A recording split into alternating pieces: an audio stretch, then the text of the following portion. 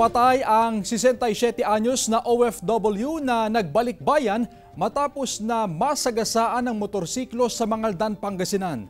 Tinutukan niya ni Russell Simorio.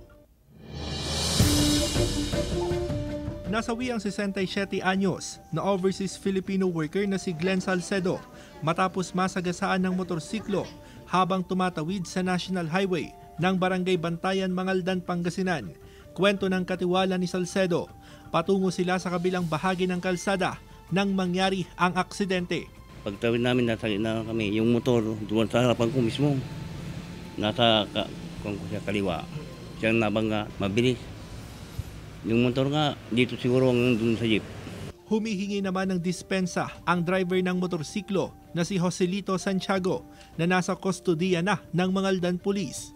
Galing po ako ng trabaho, sir, tapos pauwi na po ako. Nag-aapura kasi ako, sir, uulan na.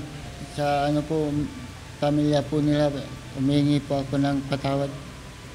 Sir, madam, hindi ko naman po sinasadya. August 23 nang umuwi sa Pilipinas ang biktima mula Amerika. Dito rin daw sana niya ipagdiriwang ang kanyang kaarawan sa Oktubre. Mabait talaga. Wala kang masabi sa kabaitan niya. Hindi kami naasahan. Kasi biglang disgrasya nga eh. Patuloy ang investigasyon ng pulisya sa insidente.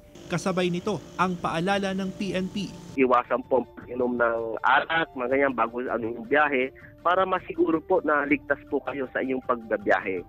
Kasama si Henry Domincil, Russell Simorio, One North Central Luzon.